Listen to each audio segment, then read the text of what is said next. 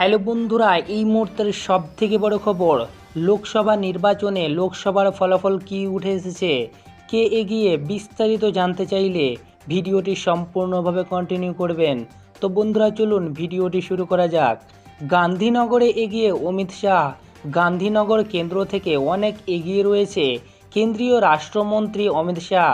কেন্দ্র বর্ধমান দুর্গাপুর কেন্দ্র প্রাথমিক ফলাফলের নিরীক্ষে পিছিয়ে পড়েছেন বিজেপি প্রার্থী দিলীপ ঘোষ। কেন্দ্র আসানসোল থেকে এগিয়ে বিজেপি প্রার্থী।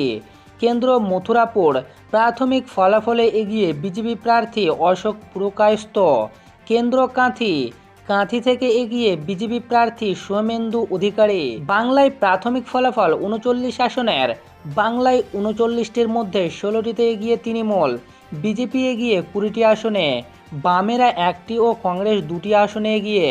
প্রাথমিক প্রবণতা 500 আসনের, প্রাথমিক ফলাফলে 500-এর মধ্যে 244টিতে এগিয়ে ইন্ডিয়া ব্লক এগিয়ে 243টিতে, অন্যরা 13টিতে এগিয়ে।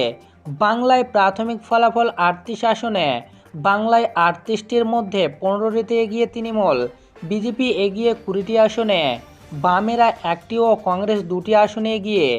498 আসনের প্রাথমিক ফলাফলে 498-এর মধ্যে 265টিতে এগিয়ে ইন্ডিয়া ব্লক এগিয়ে 220টিতে, অন্যরা 13টিতে এগিয়ে। বাংলায় কে কোন আসনে এগিয়ে? বোলপুর, বীরভূম, আলিপুরদুয়ার, মালদহ, উত্তর রায়গঞ্জ, কৃষ্ণনগর, বনগাঁ, বর্ধমান, পূর্ব বিষ্ণুপুর এগিয়ে বিজেপি প্রার্থী। হাওড়া, যাদবপুর, বসিরহাট, ঝাড়গ্রামে এগিয়ে তৃণমূল কংগ্রেস। মুর্শিদাবাদে এগিয়ে মোহাম্মদ সেলিম। জঙ্গিপুর ও বহরমপুরে এগিয়ে কংগ্রেস প্রার্থীরা। তো এই ছিল আজকের বিশেষ গুরুত্বপূর্ণ আপডেট।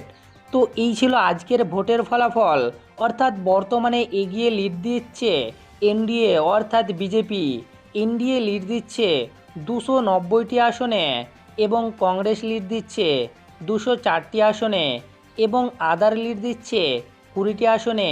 তো এই ছিল আজকের বিশেষ ভিডিও ভালো লাগলে অবশ্যই বন্ধুদের সাথে শেয়ার করবেন। ধন্যবাদ।